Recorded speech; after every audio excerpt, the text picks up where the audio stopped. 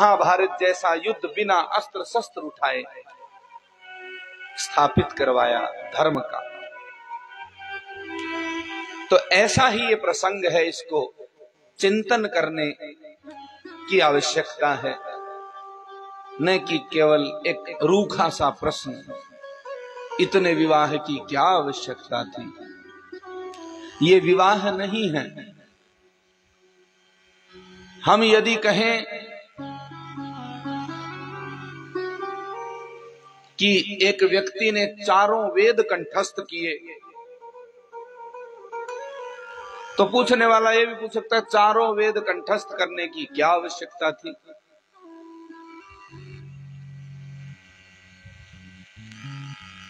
पर नहीं भी करते लोग, काम तो चल रहा है। उनको 18 पुराण तैयार हैं, बोले क्या आवश्यकता थी।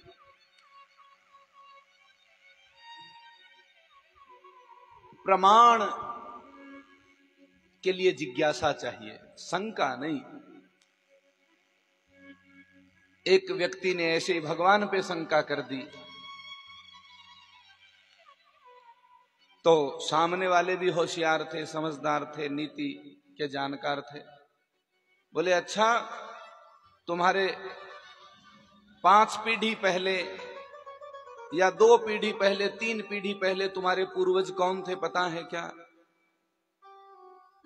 किसी को अपने पिता का ही पता होता है, किसी को दादा का पता होता है, किसी को परदादा तक पता होता है, किसी को और ऊपर तक पता होता है।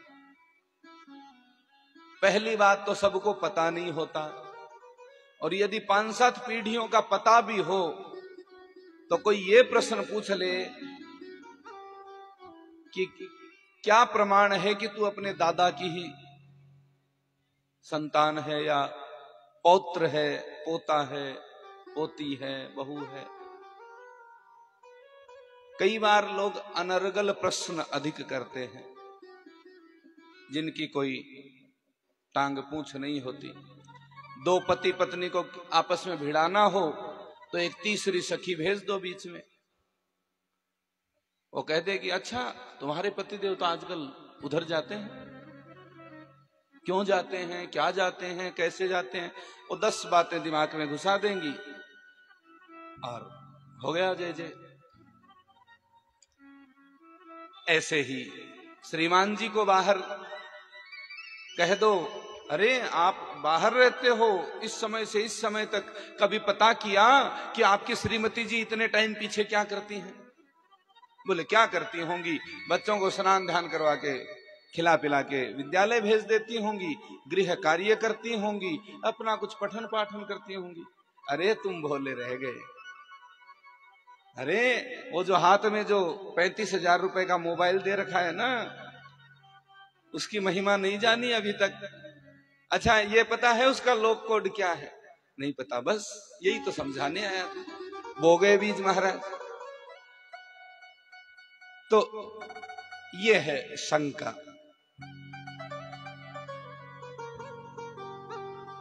हाँ, जिज्ञासा होती है। जैसे एक कन्या अपने वर के बारे में जिज्ञासा करे, कैसा हो मेरा वर। वर कन्या के लिए जिज्ञासा करे, कैसी हो मेरी धर्म संगिनी। ऐसा भाव, जिज्ञासा, परीक्षण ठीक है, लेकिन शंकालु प्रवृत्ति हमेशा नुकसान देती है, हानिप्रद रहती है। इसलिए कहा संशयात्मा विनश्यति। एक शब्द में बहुत कुछ कह दिया। जीवन में यदि संशय किया तो ये निश्चित मान लेना, चाहे वो कोई भी हो इस सृष्टि में, संशयात्मा विनश्यति, एक दिन उसका नाश होना है। संशय करने वाली आत्मा का कल्याण नहीं होता, उद्धार नहीं होता। बोलो जय श्री कृष्ण। अब आपको बेस समझ में आया। अब भगवान के विवाह की चर्चा करते हैं। भगवान के 16,108 विवाह हुए। गीता में यदि आपने एक श्लोक पढ़ा हो तो उसमें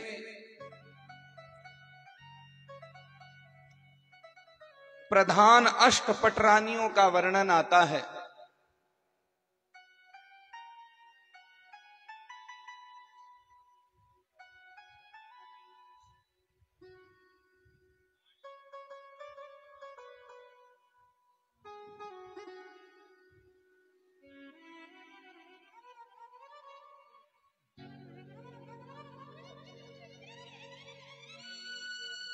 अष्टपटरानियां, जिनका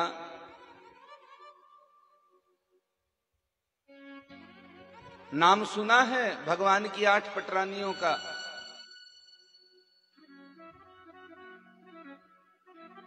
भगवान की अष्टपटरानियों को आध्यात्म की भाषा में पहले नाम सुन लीजिए, फिर उनके द्वापर में क्या नाम थे वो बताएंगे। और भगवान के विवाह से पूर्व हुआ बलदाऊ जी का विवाह, जिनकी रेवती पत्नी थी। रेवती त्रेता युग के अंतिम सत्र की थी और रेवत राजा ये ढूंढते रह गए कि अब भगवान राम आदि तो एक पत्नी व्रत थे, उनका समय पूरा हो गया, अब ऐसा कोई पराक्रमी योद्धा जिसके साथ मैं अपनी पत्नी का स्वयंवर बच्ची का स्वयंवर कर सकूं, उसको दे सकूं। और वो बच्ची भी रेवती इतनी धनुर्धारी थी, पराक्रमी थी कि वो हर किसी के साथ नहीं जाना चाहती थी। किसी कमजोर के साथ कैसे जाऊं भला। तो कहा ऐसा करते हैं, ब्रह्मा जी के पास चलते हैं।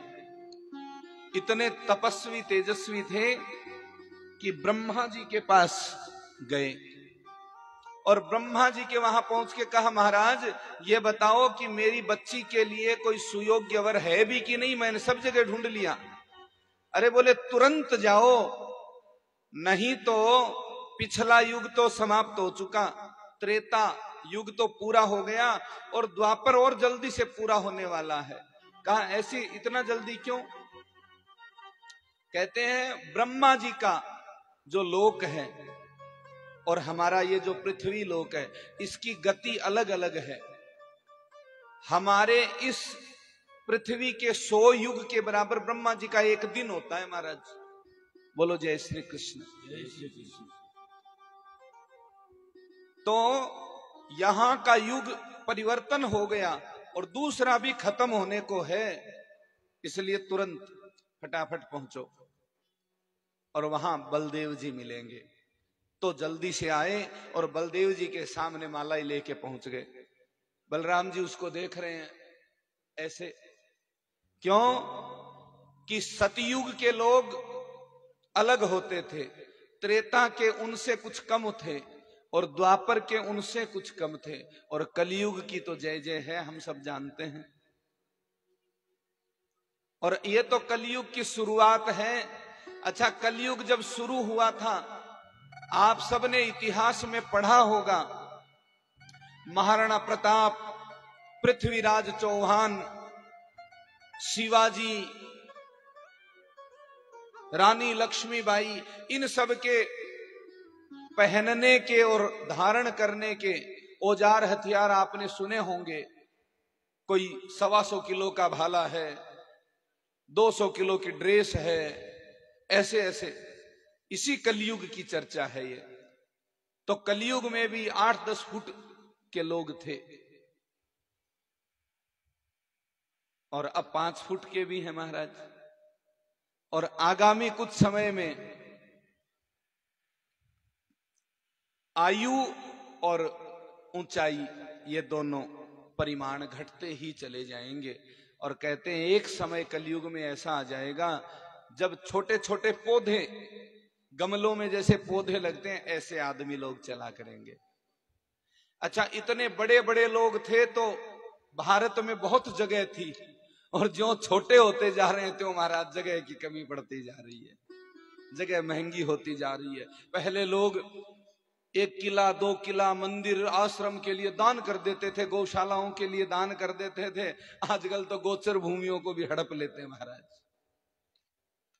मौका मिल जाए, मंदिर हो, आश्रम हो, गोचर भूमि हो, गौशाला हो, उसको हड़प लेते हैं। आयु छोटी होती जा रही है, कद छोटा होता जा रहा है, लेकिन तृष्णाएं बढ़ती जा रही है। बलदेव जी ऐसे देखते हैं रेवती को, उनके पिताजी को। बोले महाराज कौन से लोक से आए हो? बोले हैं तो इसी लोक के लिए ब्रह्मा जी ने भेजा है। तो बोले ब्रह्मा जी ने कोई रास्ता नहीं बताया कि बराबर भी कैसे होना है? बोले ये तो वैसी बात हो गई कि दत्तात्रेय जी के यहां पुत्र तो छोटे छोटे रह गए और बहुएं पूरी आई थी। वहां भी कुछ न कुछ प्रयोग तो माता अनुसुईया ने किया था, यहां भी आप जो चाहो सो कर लो। बोले ठीक है। अपने हल को याद किया, हलधर है, उस हल में सारी शक्तियां हैं बलदेव जी की। उस हल को रेवती जी के सिर पे रखा और थोड़ा सा जोर दिया, और जब अपने यहां तक आ गई तब रोक दिया। बोले हाँ अब ठीक है। हाँ, रिश्ता बराबरी का होना चाहिए। समधि, दोनों रिश्ते करने वाले को क्या कहते हैं? समधि, समान बुद्धि।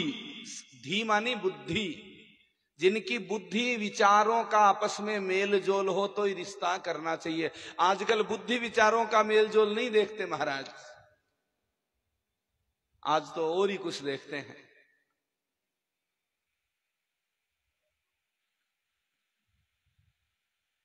इस प्रकार रिश्ता हुआ, विवाह हुआ। अब बात करते हैं अष्टपट रानियों की, अष्ट महिषियों की। तो गीता में कहा है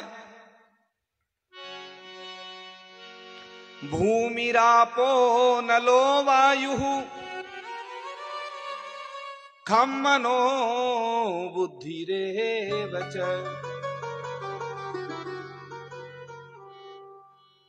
अहंकार इतीयं में भिन्ना प्रकृतिरष्टधा। ये 8 प्रकार की प्रकृति हैं। अच्छा, प्रकृति का स्वामी कौन होता है महाराज? परमेश्वर। ये जो प्रकृति है इसका स्वामी कौन? परमेश्वर। और परमेश्वर कृष्ण रूप में आए हैं, तो वो भूमि। श्लोक क्या है? भूमि आपह। आप माने भूमि, माने तो सब समझ जाएंगे। आपह मानी जल। भूमि आपह अनलह। एक होता है अनलह, एक होता है अनिलह। अनलह मानी अग्नि, अनिलह मानी वायु, और सलिलह जल। समानांतर से उच्चारित शब्द हैं। कितनी सहज है संस्कृत, यदि समझ के की जाए तो। जैसे अभी हमें कोई फ्रेंच बोलने को कहे तो सहज थोड़ी लगेगी, लेकिन वहां का जन्मा हुआ बच्चा तो सहज बोलेगा, उसको विद्यालय जाने की जरूरत नहीं। तो हम लोगों ने तो संस्कृत पे ये मिथ्यारोप कर दिया कि ये कठिन है। कठिन नहीं है, संस्कृत संस्कारित की हुई है, ये बात है। संस्कारित इतनी है महाराज कि आप बाकी दुनिया की हर भाषा में गाली दे सकते हो, संस्कृत में गाली नहीं दे सकते आप। हिंदी में आप कुछ कह सकते हो, अपनी लोकल भाषा में कह सकते हो, पंजाबी की तो जय जय है महाराज। तो हर भाषा में गाली है, लेकिन इसका नाम ही है संस्कृत।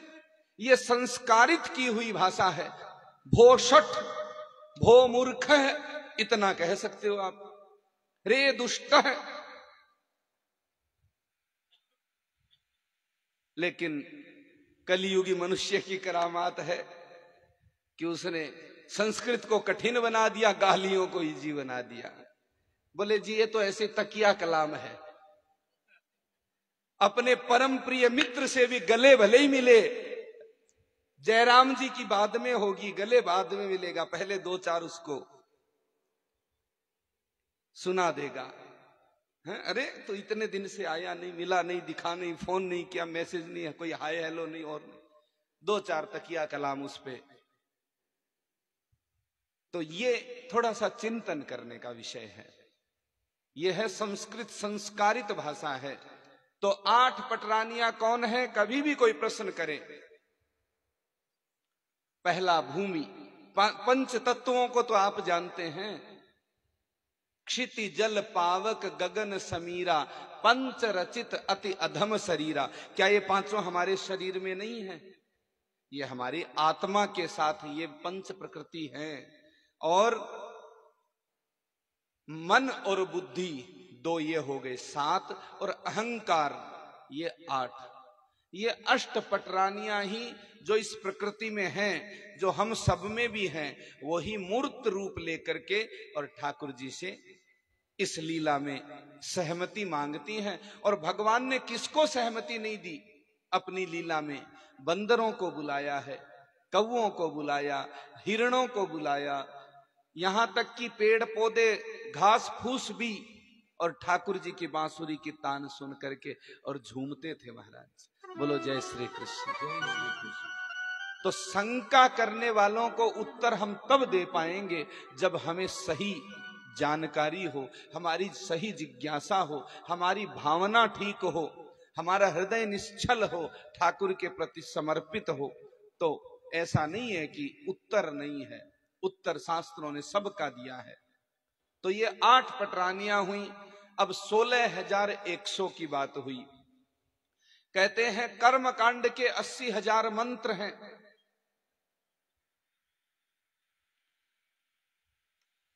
ज्ञान कांड के मंत्र हैं, उपासना कांड के मंत्र हैं, जिनमें बाकी तो कोई किसी की आराधना, कोई किसी के लिए है, लेकिन 16,100 ऐसे मंत्र हैं जो केवल उस परम तत्व का चिंतन करते हैं। और उन 16,100 मंत्रों ने प्रार्थना की, स्तुति की, हे प्रभु हम आपका गुणगान करते हैं, हमें क्या मिलेगा? भगवान कहते हैं आपको मैं मिलूंगा। एक नौकर, एक सेवक अपने मालिक की रात दिन सेवा करे तो उस नौकर का कोई भी काम अटकता है, रुकता है, उसके घर शादी ब्याह खान पीन की व्यवस्था की जिम्मेदारी किसकी है? उस मालिक की है, जिसके यहां वो रह रहा है, जिसकी वो सेवा करता है, जिसका वो गुणगान करता है। गौ माता की जो सेवा करते हैं, ठाकुर जी की जो सेवा करते हैं, उनका ध्यान वो रखते हैं। ऐसे ही वो 16,100 जो ठाकुर जी की उपासना के मंत्र हैं, उन 16,100 ने भी और स्त्री रूप धारण किया। उन्होंने कोई स्वयंवर नहीं किया, कोई भगवान को मांगा भी नहीं, लेकिन उन 16,100 को भौमासुर नाम का एक असुर था, जिसको मुर दैत्य भी कहते हैं, उसने कहा मैं 1,00,000 कन्याओं के साथ एक मंडप में विवाह करूंगा। भगवान कृष्ण का जब अष्ट पटरानियों के साथ विवाह हुआ तो उसने कहा मैं 16,100 1,00,000 के साथ करूंगा। भगवान को सूचना मिली और भगवान उसके यहां गए, उसका संहार किया। उस समय तक वो 16,100 राजकुमारियां एकत्रित कर चुका था अपने कैद खाने में, जेल खाने में, बंदी खाने में। और जहां भी जाता, हर जिले से, राज्य से, क्षेत्र से जो सुंदरी नजर आती उसको उठा के कैद करवा लेता। बोले जब ये एक साथ 1,00,000 हो जाएंगी तब मैं विवाह करूंगा। भगवान ने जब उनको मुक्त करवाया तो वो 16,100 थी। भगवान ने उनको कहा हे राजकुमारियों, अपने अपने राज्य में जाओ, आज से तुम लोगों को कोई परेशान नहीं करेगा, तंग नहीं करेगा। सुखदेव जी कहते हैं राजन, उन सब ने कहा हे प्रभु हम घर तो चली जाएंगी, लेकिन क्या मुंह लेके जाएंगी? आज इतना समय हो गया हमें यहाँ राक्षस के यहाँ रहते हुए, हमें अब कोई स्वीकार नहीं करेगा। संसार का कोई भी राजकुमार हमसे विवाह नहीं करेगा। हम पतिता हो गई हैं, अब हम मुंह दिखाने लायक नहीं रही। हमारे पिताओं का भी सम्मान अब कम होगा हमारे जाने से। अभी तक तो ये था कि कोई अपहरण करके ले गया, राक्षस उठा के ले गया, तो सबकी एक सी कहानी है। लेकिन अब जाएंगी तो विवाह कौन करेगा? हम हमारे पिता पे बोझ रहे, इससे अच्छा हम इस समुद्र में डूब के मर जाती हैं। और जब वो सब समुद्र में डूब के मरने लगी, भगवान ने कहा रुक जाओ, जिसका इस संसार में कोई नहीं हो उसका मैं हूं। इस प्रकार वो 16,100 को भगवान द्वारिका में लेके आए और एक साथ सबके 16,100 भवन बनवाए, सबके एक से भवन बनवाए, सबके लिए एक से मंडप बनवाए और 16,100 रूप में भगवान सबके साथ एक साथ बैठे। राजकुमारियां 16,100, आचार्य 16,100, लेकिन ठाकुर जी एक ही सबके साथ में है। यह है लीला भगवान की। बोलो जय श्री कृष्ण। इसलिए ये उपासना कांड के वो मंत्र हैं जिन्होंने आज मूर्त स्वरूप धारण करके ठाकुर जी को प्राप्त किया। और इन्हीं से वेद उपनिषदों के और मंत्र बढ़े।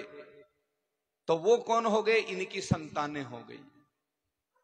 सब रानियों के 16,108 रानियों के 10-10 पुत्र हुए। अब महाराज अपना अपना कैलकुलेटर खोल लीजिए।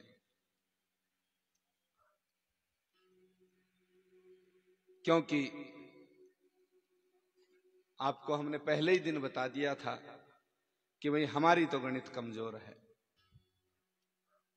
और आजकल ज्यादा गणित पे इसलिए दिमाग नहीं लगाते क्योंकि, और शुभम अपार्टमेंट में तो वैसे भी वही सब वेल एजुकेटेड लोग हैं। 16,108 के 1,61,080 बेटा हुए और 16,108 बेटियां, एक एक बेटियां भी सबको हुई। इस प्रकार 1,77,188। इसको संस्कृत में कैसे उच्चारण करते हैं?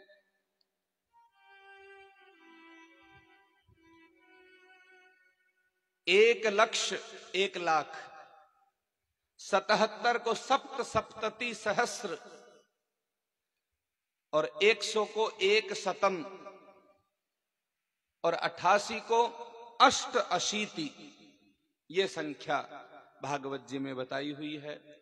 और ऐसे ही उनके भी फिर ऐसे ही 10-10 संतानें और हुई।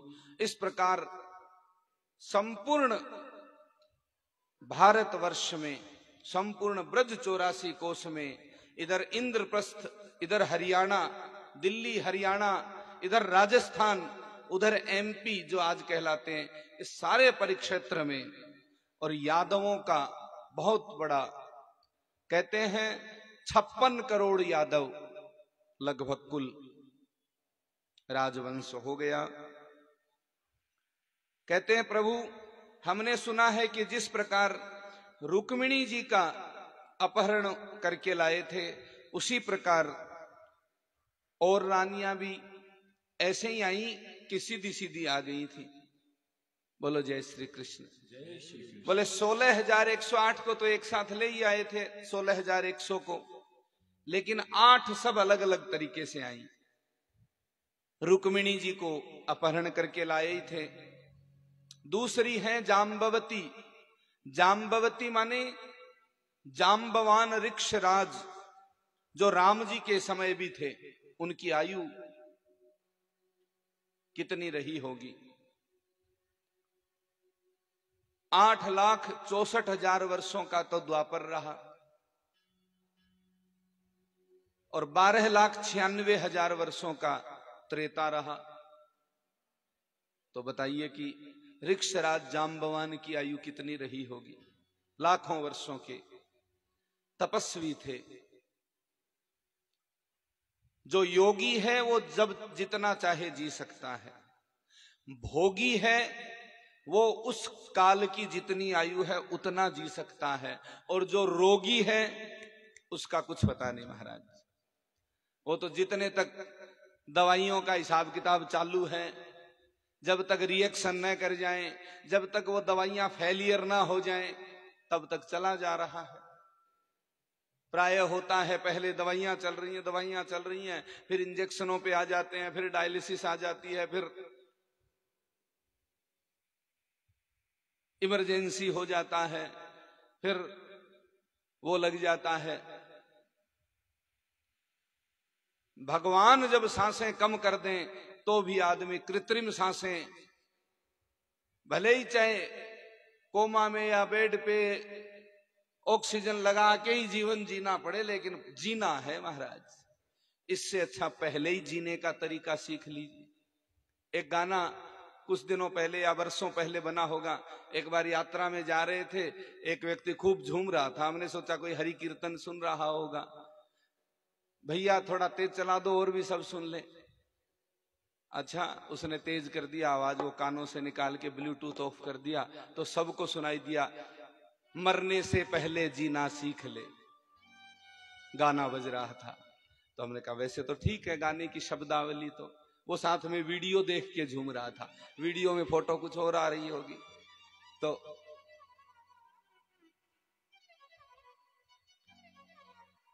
तो एक दिन मरना तो है।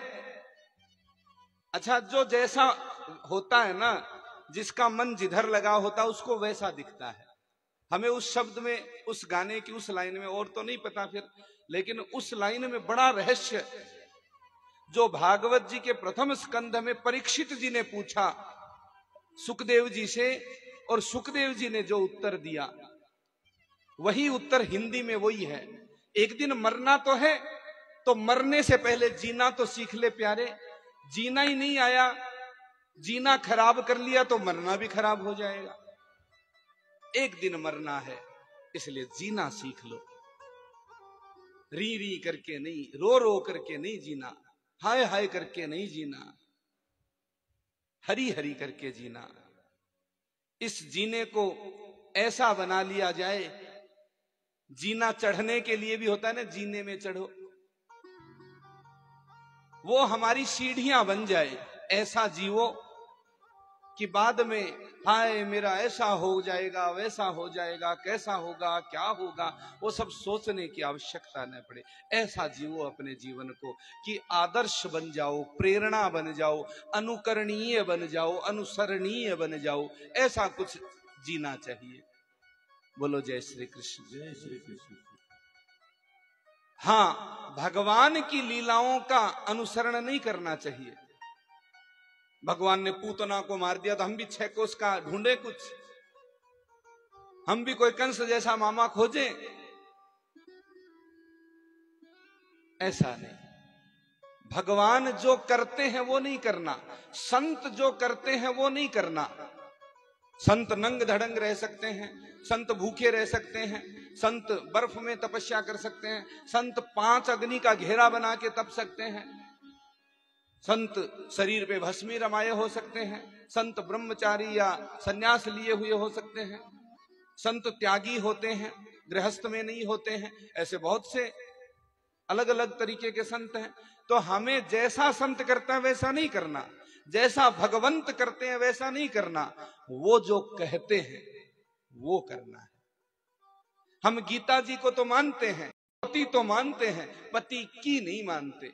वो पत्नी को पत्नी सी मानते हैं लेकिन पत्नी की नहीं मानते। माता पिता से पैदा हुए ये तो मानते हैं, लेकिन माता पिता ने जो संस्कार देना चाहा उसको दकियानुसी, अंधविश्वास, ढकोसला। भागवत जी हैं, भागवत जी को मानते हैं, भागवत जी ने जो कहा उसको मानना है, भगवान ने जो कहा वो मानना है, संत जो कहें वो मानना है, अपने बड़े आदर्श जो कहें वो मानना है। जितना हमने नकली पिछले इतिहास को माना, इतना यदि अपने ग्रंथ संत पंथ मंत्र की मान ली होती तो भारत जगत गुरु ही रहता। बोलो जय श्री कृष्ण। जय श्री कृष्ण। हमने नकली चाटुकारों, इतिहासकारों की बहुत ज्यादा मान ली, जो टीवी में दिखा दिया, जो नकली किताबें छाप छाप के वो गोल्ड मेडलिस्ट बन गए, उनकी मान करके सब सत्यानाश हो गया। हमने वास्तविक इतिहास जो महाभारत है, गीता है, पुराण है, उनको नहीं माना उतना। इसलिए हमें कई बार कमजोर हो जाना पड़ता है। कोई कुछ भी लांछन पिक्चर के माध्यम से लांछन लगा देते हैं, वो करे तो रास लीला और हम करे तो कैरेक्टर ढीला। ये सीधा सीधा हमारे भगवान पे आक्षेप है, लांछन है, और लोग बढ़िया अच्छी कमाई करवा रहे हैं उस पिक्चर की। शर्म की बात है। हमारे इष्ट के बारे में उनका कोई कैरेक्टर ढीला बताएं। जो कामदेव सामने खड़ा हो और करोड़ों गोप गोपिकाओं के बीच में खड़े हैं और सबके साथ में अकेले खड़े हैं और फिर भी वो जगत गुरु हैं। कृष्णम वंदे जगत गुरु। उनकी गुरुता, उनकी श्रेष्ठता बिना जाने और कोई कुछ भी कह देते हैं और हम उसको ब्लॉक बस्टर कर देते हैं। उनको ब्लॉक बस्टर नहीं, उनको ब्लॉक कर देना चाहिए। और देखना हो तो कश्यप ऋषि की भगवान महादेव ने जो अमर कथा कही, उस भूमि की कथा को देखिए, वहां का इतिहास जानिए, समझिए। वहां माता के 52 शक्तिपीठों में से शक्तिपीठ हैं और फिर आज वहां आतताई, अत्याचार, अनाचार, ऐसा बलात्कार, ऐसा जघन्य अपराध वहां हुआ कि आदमी स्वप्न में नहीं सोच सकता। और 32 वर्ष हो गए हम लोगों को उसकी पूरी जानकारी नहीं। हमें अखबार में सूचना दी, आंधी आया, तूफान आया, ऐसा हुआ, वैसा हुआ, दंगा हुआ, नियंत्रण हो गया, फलां हो गया, ढिमका हो गया। और वो लोग जो सबसे घटिया सभ्यता के लोग हैं, उनको हमारे यहां गृह मंत्री बना दिया जाता है, उनको शिक्षा मंत्री बना दिया जाता है, उनको वहां का मुख्यमंत्री बना दिया जाता है और वो दशकों राज कर रहे हैं। ऋषि, संत, महात्मा, योगी जो समाज का कल्याण चाहते हैं, ऐसे लोगों को पदासीन होना चाहिए। जिसमें त्याग की भावना ना हो, ऐसा कोई भी व्यक्ति यदि उस पद पे जाएगा, वो केवल अपना और अपनों का जुगाड़ करेगा, वो अपनी कौम को बढ़ाएगा, वो भारत की भारतीयता को नहीं देखेगा, वो राष्ट्र के राष्ट्रीय संस्कारों का पालन नहीं करेगा, वो उनका भक्षण करेगा। ऐसे भक्षकों को जब बैठा दिया जाता है तो इसलिए चाणक्य नीति में एक बात कही है चाणक्य ने, कलयुग के कृष्ण, जैसे द्वापर में भगवान श्री कृष्ण नीति विशेषज्ञ थे, ऐसे ही कलयुग में चाणक्य एकमात्र भगवान श्री कृष्ण को फॉलो करने वाले, उनका अनुसरण करके लिखने वाले गूढ़ रहस्यवादी थे, जिन्होंने ऐसी ऐसी नीतियां लिखी। उन्होंने कहा था, जो राजा केवल अपनी सीट बचाने के लिए, राज बचाने के लिए जनता को फ्री का लालच देता है, वो उस राजा का तो जो होगा सो होगा एक दिन, लेकिन उस राज्य के लिए कतई अच्छा नहीं होगा। इसलिए हमेशा कभी भी किसी भी मंच से हम ये नहीं चाहते कि हम कोई राजनीति के हिसाब से बोलें, लेकिन राष्ट्र नीति क्या होती है ये हमारे शास्त्र कहते हैं। महाभारत में कहा है, चाणक्य नीति ने कहा है, विदुर नीति ने कहा है, भर्तृहरि शतक ने कहा है। नीति शास्त्र हमें कहते हैं कि ऐसे राजा को चयन करना। आज कुछ दिन के लिए हम सोच सकते हैं कि हमें 10-5 साल कुछ लाभ मिल जाए। विचार करें, जो जल हमें फ्री मिल रहा है, जो बिजली हमें फ्री मिलती है, जो यातायात हमें फ्री मिलता है, क्या हमारे देश का है वो? क्या उस व्यक्ति का है वो जो दे रहा है? परिवहन विभाग पे हजारों करोड़ का कर्जा चढ़ा हुआ है और फिर भी फ्री में यात्रा करो। बिजली विभाग पे हजारों करोड़ का कर्जा चढ़ा हुआ है, फिर भी फ्री बिजली सेवा करो। नीति कहती है शिक्षा और चिकित्सा ये 2 फ्री होनी चाहिए। नीति शास्त्र कहता है शिक्षा, जो पढ़ना चाहे उसको शिक्षा निशुल्क दीजिए, जो रोगी है इलाज नहीं करवा सकता उसको चिकित्सा निशुल्क दीजिए।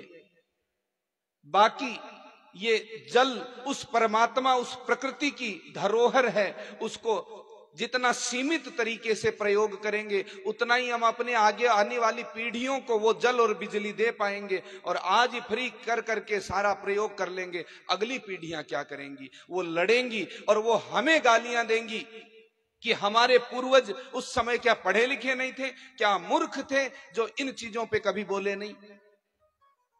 इसलिए कभी भी फ्री की चीज लेने से पहले महाराज हमें तो हमारे आचार्यों ने सिखाया, किसी के यहां जाके फ्री का पानी भी मत पीना जब तक ये न पता हो कि ये पानी किस व्यक्ति का है, किस मंतव्य से दे रहा है, किस भावना वाला व्यक्ति है। इसके हाथों से पुण्य कर्म होता है कि पाप कर्म होता है। जिसके हाथ पापों में लिपे हों ऐसे व्यक्ति के हाथ से पानी भी नहीं पीना, ऐसे व्यक्ति के घर की चौखट पे नहीं जाना। ये शास्त्रों ने, ये आचार्यों ने हमें सिखाया। और हम यदि इस भाव में रहें कि ओ हो जो आता है आने दो, जितने दिन आता है आने दो, ये हमारी आगामी पीढ़ियों के लिए अच्छे संकेत नहीं है। बोलो गौ माता की। भगवान श्री कृष्ण दूसरा विवाह जाम्बवती, जो ऋक्षराज जाम्बवान की पुत्री थी, सत्राजित, जिन्होंने सूर्य भगवान से एक ऐसी मणि हासिल की थी जो 8 भार सोना रोजाना देती थी। 8 भार माने लगभग 160 ग्राम नित्य प्रति देती थी। मूल्य महंगी चीज तुमने रख रखी है, कभी कोई संकट आ गया तो इसलिए इसको राजकोष में जमा कर दो। लेकिन उसने मना कर दिया। अहंकार था कि मेरे अलावा किसी के पास नहीं है, मैं क्यों दूं। एक दिन उसका भाई प्रसेनजीत, छोटा भाई, उसको लेकर के खेलते खेलते जंगल में चला गया और जंगल में एक शेर ने उसका शिकार कर लिया, वापसी नहीं लौटा। तो सत्राजित को लगा कि हो सकता है कि भगवान श्री कृष्ण अथवा उनके किसी साथी का ये षड्यंत्र है, क्योंकि वो राजकोष में जमा करवाने के लिए बात हुई और मैंने करवाई नहीं, इसलिए वो मणि और मेरे भाई को कहीं गायब करवा दिया। प्रसेनजीत चिंतित हुआ, उसकी चिंता भगवान के सम्मुख पहुंची और भगवान ने कहा मैं निवारण करूंगा। भगवान जंगल में गए और देखा कि एक जगह प्रसेनजीत के कोई कपड़ों का, जूतियों का चिन्ह कुछ पड़े हुए थे और वहीं से एक शेर के चिन्ह आगे जा रहे थे। समझ गए कि प्रसेनजीत अब नहीं है, सिंह ने शिकार कर लिया। पद चिन्हों के पीछे गए तो आगे शेर मरा पड़ा मिला और वहां से एक रीछ के भालू जैसे पद चिन्ह आगे चलते दिखाई दिए। उसके पीछे पीछे गए, एक गुफा पे वो जाके चिन्ह समाप्त हो रहे थे। उस गुफा में जो ही प्रवेश किया वहां एक कन्या उस मणि के साथ खेल रही थी। भगवान को देख करके वो घबराती हैं, दौड़ के पिताजी को आवाज लगाती हैं। ऋक्षराज जाम्बवान बाहर निकले और कहते हैं कि भगवान के साथ 28 दिन तक युद्ध हुआ और एक बार भगवान ने जब उनकी छाती में जोर से मुक्का मारा, खून की उल्टी करते हुए गिरे और उन्हें स्मरण हो आया कि ओहो रामावतार के समय मैंने राम जी से कहा था महाराज आपने रावण मार दिया, कुंभकर्ण मार दिया, लक्ष्मण ने भी मेघनाद आदि को मार करके अपना बल पराक्रम दिखाया, लेकिन मैं किसको मारूं, मेरे लायक भी कोई बताइए। तो कहते हैं जाम्बवान इतने अद्भुत पराक्रमी थे कि उनको एक बार रावण को एक छाती में मुक्का मारा था तो रावण बेहोश हो गया था जाम्बवान ने। तब से राम जी ने कभी जाम्बवान को आगे भेजा ही नहीं। भाई कोई पहलवानी करो, कहीं किसी अखाड़े में जाओ और जाए उठा के धम से पटक दे, ऐसे पहलवान को पहले थोड़ी भेजा जाता है। पहले और सब छूट भइये आपस में लड़ो, जो सबसे अंतिम वाला होगा उसके सामने भेजा जाना चाहिए। तो राम जी कहते हैं जाम्बवान जी आपसे लड़ने वाला इस समय इस संसार में कोई नहीं है। ये रावण तो जय विजय रूप है, रावण कुंभकर्ण, तो इनका तो उद्धार मुझे ही करना है, तो आपके लिए तो मुझे ही आना पड़ेगा महाराज। बोले आपसे प्रभु लड़ूंगा? बोले आपको पता नहीं चलेगा लड़ते हुए। और आज वही हुआ, जाम्बवान जी भगवान को पहचाने नहीं और दे धमाधम लड़ लिए। 28 दिन तक खूब लड़े। बोले आज आया मेरे सामने तगड़ा। भगवान बोले अभी तगड़ा तो देखना। भगवान ने एक छाती में मुक्का मारा और धराशायी। अब याद आ गया, चरण पकड़ लिए, प्रभु धृष्टता को क्षमा करिए, इतना दिन आपसे लड़ा। बोले आपको वरदान दिया था कि आऊंगा मैं आपसे लड़ने, इसलिए आया हूं। तो बोले किस लिए आए थे प्रभु? बोले ये मणि लेने आया था मैं तो बोले एक मणि नहीं दूंगा, 2 मणि दूंगा। एक तो जो आप लेने आए हो वो मणि, एक जो मुझे देनी है वो मणि। हाँ, प्राय हम कहीं अपने मित्र या अपने रिश्ते में मिलने जाते हैं तो एक तो जिस कार्य से हम गए हैं वो हमें करके आना है, और अगला भी आपको जब विदा करेगा तो कुछ न कुछ तो सम्मान करेगा कि नहीं आपका, अपनी ओर से, जो हमने हो सकता है न सोचा हो। तो जाम्बवान जी कहते हैं महाराज अब मैं आज परास्त हो गया हूं, अभी तक मेरे अंदर ताकत बनी हुई थी कि मैं किसी से नहीं हारूंगा, आज मैं हार गया हूं। तो हारूं तो फिर थोड़ा क्या हारूं, सब कुछ हार जाता हूं। आज मैं अपनी बच्ची भी आपको प्रदान कर देता हूं। और जाम्बवती को उनको सौंप दिया। बोलिए जाम्बवती कांत भगवान की। अच्छा, अब एक और लीला हुई। जाम्बवती और मणि को लेकर के जब पहुंच रहे थे तो सैनिकों ने सूचना दी, सूचना रुक्मिणी मैया के कानों में पड़ गई। बोले एक रानी और लेके आ रहे हैं। अब रुक्मिणी जी भगवान भोलेनाथ के, रंगनाथ भगवान के चरणों में बैठी जाकर के और कहा कि हे प्रभु, भगवान ला रहे हैं तो कोई ना कोई विशेष बात ही होगी, विशेष कारण होगा। हाँ? एक भजन की पंक्तियां है ना, तेरे बस में कुछ भी नहीं ये बांटने वाला बांटे रे, कोई कारण होगा, कोई कारण होगा। हाँ, एक झोली में फूल भरे हैं, एक झोली में कांटे, कोई कारण होगा, हो कोई कारण होगा। पहले बनती है तकदीर फिर बनता है शरीर, पहले बनती है तकदीर फिर बनता है शरीर। ये उसकी कारीगरी तू काहे को गंभीर, अरे कोई कारण होगा, ओ कोई कारण होगा। एक झोली में फूल भरे हैं, एक झोली में कांटे रे, कोई कारण होगा, कोई कारण होगा। तेरे बस में कुछ भी नहीं ये बांटने वाला बांटे, कोई कारण होगा, कोई कारण हो। तो ये तकदीरों का खेल है, कोई कारण होता है। कई बार हम लोग कंपैरिजन बहुत ज्यादा करते हैं, कई सखियां आपस में करती हैं, अच्छा उसका तो ऐसा है हमारा तो ऐसा है, अच्छा उसकी तो सासू ऐसी है हमारी तो ऐसी है, वो कहे उसकी तो बहू ऐसी है हमारी तो ऐसी है। अपने आप को नीचा दिखाने की कोशिश करते हैं।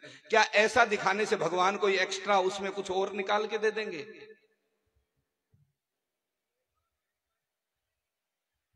जाम्बवती जी के साथ भी ऐसा ही हुआ। रुक्मिणी जी कहते हैं प्रभु वो जैसी भी हो मुझसे अधिक सुंदर ना हो। और अचानक एक परिवर्तन हुआ। जाम्बवती तो भालू की बेटी थी, रीछ की बेटी थी, तो रीछ जैसी सी ही उसकी कुछ भाव भंगिमाएं थी, लेकिन ज्यों ही कहा कि भले ही और चाहे जैसी हो मुझसे ज्यादा सुंदर ना हो, वो रुक्मिणी जी जैसी ही हो गई। बोलो जय श्री कृष्ण। जय श्री कृष्ण। रुक्मिणी जी जैसी ही सुंदर हो गई, मानो रुक्मिणी जी और उसका सौंदर्य निखार करके प्रवेश करवा रही हो। मानो भगवान का कोई उपहास न करे कि देखो कैसी उठा के लाए, रुक्मिणी जी के होते सहित ऐसी क्यों लाए। संत अलग अलग भाव देते हैं। तीसरा विवाह,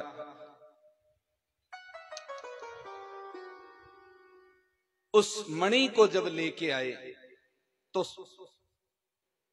सत्राजित को वो मणि लौटाई, और पूरी बात जब पता चली सत्राजित शर्मसार हुआ, मैंने आप पे आक्षेप लगाया। सुखदेव जी कहते हैं राजन, होई है सोई जो राम रच राखा, को करहि तर्क बढ़ावहि शाखा। हम कह देते हैं फलाने ने मेरा अपमान कर दिया, नहीं, ये कहते हैं कि भगवान ने और चंद्रमा के दर्शन कर लिए थे। चतुर्थी के चंद्र दर्शन करके भगवान को दोष लगा, इसीलिए संकट चतुर्थी का जो व्रत होता है वो इसीलिए किया जाता है कि जीवन में कभी कोई लांछन लगा हो, कोई आरोप मिथ्या भाव या सत्य में लगा हो, उसको शांत करना हो तो संकट चतुर्थी का व्रत करना चाहिए। बोलो गजानंद महाराज की। इस प्रकार सत्राजित ने भी वो दोनों मणियां, एक अपनी सूर्य नारायण से मिली थी वो मणि, और दूसरी अपनी कन्या रूपी मणि सत्यभामा, सत्राजित की पुत्री का क्या नाम था? सत्यभामा, वो भी भगवान को सौंप दी। 3 विवाह हुए। चौथा, एक बार भगवान कृष्ण अर्जुन के साथ इंद्रप्रस्थ दिल्ली में भ्रमण कर रहे थे और यमुना जी के किनारे एक तपस्विनी बैठी तपस्या कर रही थी। भगवान तो सब जानते ही थे। अर्जुन को कहा, जाके पता करियो भाई क्या तप में मांग रही है, तुम्हारे पास कुछ हो तो दे आना। अच्छा प्रभु, ठीक है। पता किया, बोली मैं सूर्य पुत्री कालिंदी हूं, जिसे यमुना भी कहते हैं, और मैं भगवान को प्राप्त करने के लिए, श्याम सुंदर को प्राप्त करने के लिए जो मुझे आश्वासन दे के गए थे, इतने से थे तब, जिस दिन पैदा हुए थे उसी दिन आश्वासन दे गए थे आऊंगा। कब दिया था पता है? हाँ, जब ससुर जी की दाढ़ी डुबो रही थी। ससुर जी को जब डुबोने जा रही थी, बोले मेरे पति से नहीं मिलने दे रहे, डुबो दूंगी। तब भगवान ने पाद प्रहार किया था। बोले धत, ससुर के सामने ऐसे बढ़ी चली आ रही है बिना पल्लू किए। और भगवान कालिंदी को भी अपना लेते हैं। 5वां विवाह,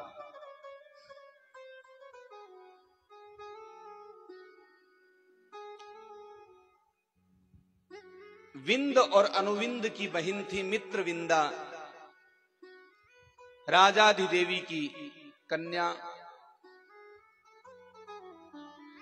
कहते हैं कि उसका विवाह भी दुर्योधन के साथ करवाने जा रहे थे, विंद अनुविंद, लेकिन उन्होंने भगवान को पत्र लिखा जैसे रुक्मिणी जी ने लिखा, और भगवान ने उनका भी वैसे ही अपहरण किया, विंद अनुविंद को हराया और उनका पाणी ग्रहण संस्कार किया।